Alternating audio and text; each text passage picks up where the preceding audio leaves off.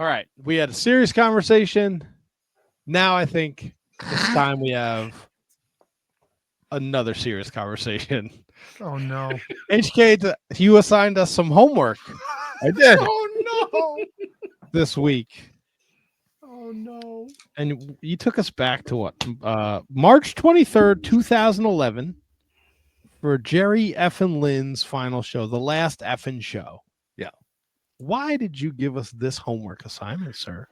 So I wanted to, a couple of reasons. One, I wanted to go to the Indies. You know what I mean? I wanted to do something on the Indies. I wanted to go to a show that I've been to. This was my wife's first indie show. So she was kind of spoiled in that respect, where this is the very first indie show she got to go to, and it was Jerry Lynn's retirement match. I had a great time at this show. Fantastic show. Originally it was actually scheduled to be a tag match, and that changed somewhere along the way. So they mentioned that too in the commentary. Yep. I don't know, a little bit of nostalgia. I was thinking about I had a great times at the shows I had spent with Jerry Lynn here a couple months back, and I've seen Jerry wrestle a handful of times. He was great to me in the locker room, and before I was in the locker room, he was great to me as just a fan, just going up and chatting with him. He always took time. He's always been such a sweet guy. And this was the match. I went, you know what? I'm going to go to Indies. I'm going to go to one that I went to, that an indie show that I've been to. This is a great indie show, and this is the match I picked. When you were at the show, yeah, you were having a good time. You were not watching the matches, were you? What do you mean? Like, you weren't watching this match, and you're like, "This is a great match." No, I wasn't watching the match going, "Oh my gosh, this is a fucking 28-star fucking rock hard bone type of a match." Oh yeah. A lot of it was more like the meaning of what it was to Jerry. That was cool to me. You know what I mean? Like him coming up with X Pac. Like, he wrestled X Pac at my very first fucking indie show. You know what I mean? Like, it was Lightning Cannibal, whatever he was at the time. Like, and those two were doing shit that I'd never seen before at that point. Like, it was incredible. Horace the Psychopath, he has history with JB Trask, who's he's kind of a fucknut, but like, he's got a lot of history there too. So to bring all these guys together, all Minnesota guys that came up through the same time. Now, obviously, they're all a couple of steps, past. We can all agree on that. But it was the meaning of the match. Like, I thought it was awesome. That's what he did for his farewell match, was bringing in all these guys that he kind of came up with, guys that were, in Minnesota indie wrestling through the 80s and early 90s. Man, JB Trask was a big deal. Horace the Psychopath was a big deal. Obviously, Jerry Lynn, huge deal. X Pac, huge deal. Like, this is cool for a Minnesota fan. You know what I mean? I dig it. After you saw the match, right, live, how long before you watched it on tape? Probably a couple of years. I'm guessing it was probably at least 2016, 2017, something like that, because for a while the entire event was available on YouTube. The entire show, start to finish, whatever it was, 2 hours and 40 minutes, something like that. The whole thing was available. I thought it was cool. Scrap Daddy wrestled that night. You know what I mean? Like, there's some cool guys to see wrestle. Tommy Dreamer was on the card. Sabu ran it down last week, right? Yeah, it's like Rhino, Al Snow in the meanie.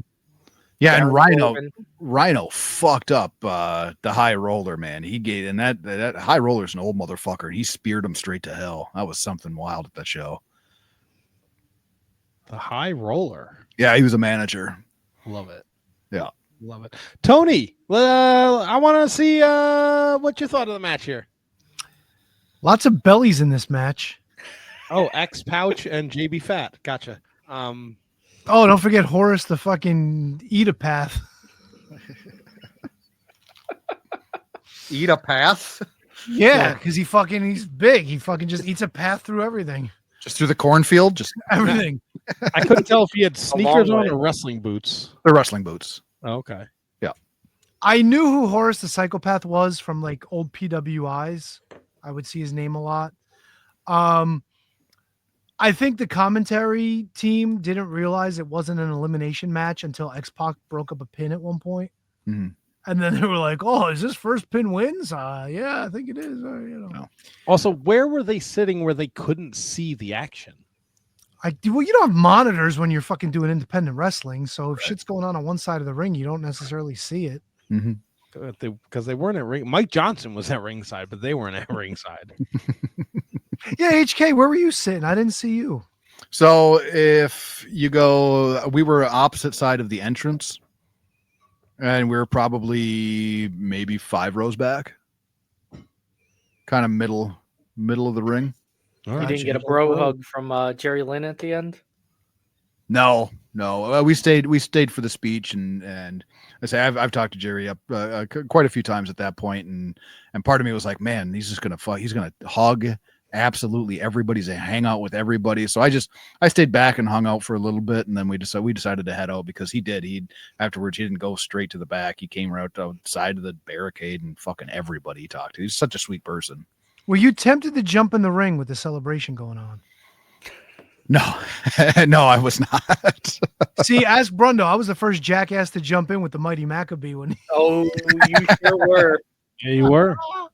I hopped that guardrail. I Oh, fucking yeah. jumped right through the ropes. They said pictures with Maida, and by Maida, Tony was in the ring. Throwing kids out of the way. I appreciate the fact that Horace no sold the drop kick in the corner and still did a cannonball to fucking JT Pouch. Oh, that's okay for you. No. You know what else was okay? When Jerry Lynn hit the fucking Gotch pile driver and X Pac, Horace just kind of flopped into camera view but didn't make contact, and it wasn't the fucking breakup of the pin they all thought it was. And nobody knew what was going on. Right. No, not at all. You know what? For what it was, I was kind of surprised that 2 other guys were in there other than Jerry Lynn and X Pac. Yeah. Because I didn't know that these guys had a history. All I kept thinking was, at least at the beginning, I was like, it's kind of a bummer that this is Jerry Lynn's last match, to be honest with you. But in fairness, for an indie match with a couple of a couple of indie guys. Take it easy, Kimosabi. Write that down. A couple Indian guys. I'm already writing it down. No, I thought overall it was a pretty good match. Was it match of the year? No, but would I have booked this match for a send-off for Jerry Lynn? Not necessarily, but I thought for an indie match it was a good match. This is probably what he wanted, though, too. It is. Like, It's what he HK wanted. said, he has history with all these guys. Some And the fact that it's a 4-way too probably helps, gets him a little. He doesn't have to worry about living up to something, going 20 minutes with Pac or something like that in his finale. Yeah. He can get a breath or two. some guys want JB Trask, some guys want fucking Logan Paul. Column A, column B. Column A, column B. Brundo, wait. Did Brundo give us his thoughts? No. I want Brundo's thoughts first. I actually enjoyed this. I like Horace the Psychopath. Hogan? Horace Hogan the Psychopath. But the couple of times I've seen him, this was. I can't say much more than I just really I did enjoy this match. I thought it was a fine set off for Jerry Lynn. This is the match that X Pac rips his asshole up too, right? Thank you, Brundo. Yep. I noticed. I was going to say, did nobody notice it? No, I noticed noticed it, but I was like, it can't be this match because I would have thought it would have been a bigger oversell, and I'm just like, oh, maybe he's just selling the fact because he had blown his asshole out before and kind of. No, he was grabbing at that asshole after. But this was really the blowout. Yeah, Fuck. yeah, it was. All right, this was a perfect send off for Jerry Lynn. Then. And he did a lot of shit after he ripped his asshole. Of course he too. did. He was on the camera. It was for an hour. wide open. He did the X Factor through the table. The whore. Yeah, Jesus, dude. That was a cool. That was a cool spot. That was a cool spot. through the X DP table. Yeah, X Factor through the table. Yeah. Horace yelling knee and then doing the Shining Wizards to Jerry Lynn, very AEW like. The no selling, very AEW like. The dives, very AEW like. Wow. I thought I it was thought about it too. In the beginning, X Pac kicks a chair into Lynn's face. How many fucking chairs has been kicked into Jerry Lynn's face over the Well, he years? had to take that spot. I mean, come on. Yeah. Manny, the fucked up finish for AEW. Like Oh, it was yeah. a very AEW. I felt Handsome Kevin's like longing because he missed a week of AEW. He was like, I need to watch something that reminds me of AEW. It was interesting. The commentating was atrocious. Yes. If the AWA was still around, come on, guys. It's fucking 2011. Are you fucking kidding me? This was I mean, I get it and I appreciate it, but this was a very Minnesota show. I don't know what that means, Double T. It was very nostalgic for anyone from the Minnesota area, right? Like you said, like the three of us, we didn't know why JB Trask or Horace were involved in the match until you explained it to us tonight. Like going into it, I was like, who are these two other fucking circus clowns? Right? But it's a send-off. He's from Minnesota. These guys were part of the scene. Like it makes sense now, but going into it at 6:00 when I turned it on and saw it was 34 minutes, and I wanted to throw myself out of my top story window. So I didn't remember the match being that long. It wasn't because there was the whatever afterwards. I didn't watch the little speech there. I tried to watch it. I couldn't understand a word they were fucking saying. Yeah, I mean, it's some of the buildings they have over the You mean years. indie mic work wasn't sounding great? Are you kidding? Hard to believe, I know. It also didn't know it was where X Pac blew out his asshole, so that's doubly impressive. Yeah, he definitely did that. Yikers! Yep. Well, Jerry With Lynn still all works that I for said, he it still was works still for fun. AEW, right? What? He still works for AEW, doesn't he? Works for AEW, yeah. Jerry Lynn. Well, I mean, so all this great booking from 2011 found its way into 2025, Matt. There you go. I thought it was fun, but I'm gonna call it like I see it, brother. Well, Double T, an indie show. Oh, is here we go. Is a little bit different platform than a show on HBO. You know what? KHK makes a point. Oh, okay. So would you not hold the product that's on TV to a higher standard, or no? No, it's AEW. There's no standard. AEW. Okay. It's for the sickos. Okay. All right. Just wanted to see. Just want to see. Glad you liked it. Yeah, it was fun. Good. It was fun. More Yeah. facts that I know now made me enjoy it more than I did when I watched it. When Horace the Psychopath, when he took that drop kick and ran out of the corner to hit the cannonball. Yeah. So that's a spot that he would do pretty frequently. It'd be in the corner, and a guy would run and hit him with a knee or hit him with whatever it is, and then a lot of the time, if they went back to the buckle or they're going off the ropes, after he took the shot, he'd fire up and fuck him up. Like that was part of his shtick. That was like his one fire up essentially. There you go, Double T. Yeah. Japanese wrestling in Minnesota. I am not the one who complains about the no selling on the Shining Wizards Wrestling podcast. No, but it was like fighting spirit. Oh no, I understood. The commentators put it over. Of course they did. They did a great job. It really woke him up. And you know what? We might go to more JB Trask next time through, because him and his God, was his grandfather, his uncle, commentary, yeah, Sodbuster Kenny J. Yeah. Yeah.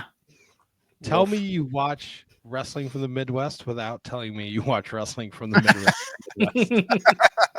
This guy Sodbuster. Everybody loves a Sodbuster. I guess. What is a Sodbuster? He busts sod. Yeah, man, it's kind of self-explanatory. He fucks up your lawn, dude. Is he like a shovel? Like what is he? Yes. Yeah, he's a shovel. Is he a deer? Like the deer around here, they eat all your grass. Are they Sodbusters? No, he actually did have a sod company in Minnesota. So, yeah. Smart. He's like a Ghostbuster. He comes to the ring with a fucking leaf blower on his back. That's some straight up carny wrestling shit. Like, I'm in the sod business, so I will call myself the Sodbuster, and then double the pleasure, double the fun. I love that. Yeah, but why wouldn't you be the sod layer if you were in the sod business, right? Maybe we'll look at some because then you're laying down for pins.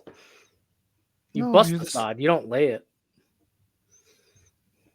I don't know. I mean, I guess. What does cage match have on the Sodbuster? Yeah, but Ghostbusters are killing ghosts. Like Sodbusters, you would think would be killing Sod. No, the Ghostbusters weren't killing ghosts; they were trapping ghosts. Were they trapping them? Yeah, they never. Is he said they were trapping killing them. Sod? Hey, if he was a superhero, would he say kneel before Sod? Would he be Sod Lesnar? Hey, don't steal my gimmick, man. Justin, I see you in the chat, brother. Very funny. Justin? Kenny J.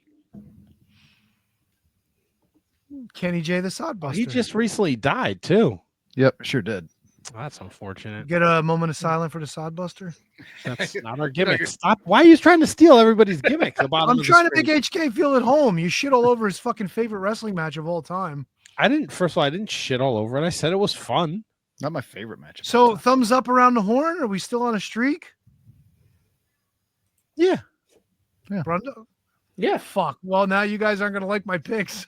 Ah, why would you do that? Because you were like, wait, what did you write to me? Oh, I'll tell you exactly what I said. Can I to you. read? Let me read this. I want to read it as you. Hold on. Oh, how about I read it as me?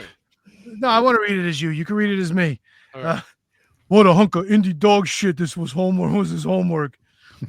I didn't think it was completely terrible, but also I didn't watch the celebration. Either did I. The shitty match was enough for me.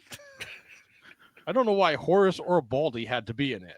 JB Fat and X Pouch. They were all tubby. Was the Hobbit in the crowd? I think so. Dude, I hated it, and it had all the bad things in it that he complains about. How do I take you seriously, Double T? You fucking turned on this match. Yeah, you gave me more things. You gave me more information. Oh, I'm gonna give you more things. Right? I went into it not knowing all these factoids. X Pac blowing out his asshole. Super impressive that he actually completed the match and did all that stuff. Didn't know the significance of JB Trask and Horace. Yeah. So it's the more you learn. This is, I believe this is while X Pac was dating Ryan Shamrock as well, because she was there signing autographs, and everybody's like, "What the fuck is? Why is she here? Why is she signing? Like, nobody remembers her. Why is she? All right, guess I'll get a Ryan Shamrock autograph." Perry Saturn was there. Nice guy. Oh, yeah. Awesome. Oh God, Luke Hawks was there. The Blue Yep. Meanie was there. yeah. Here's a fun little thing before we move on to what Tony has assigned us. Kenny J last held a tag team championship with Buck Oh, Zumhoff. God. in 2001. Wow. Do you Was it, think was go ahead. it FLWA? Do you think Kenny J paid Buck? Well played. Oh, Well played. Give him some Cheez-Its.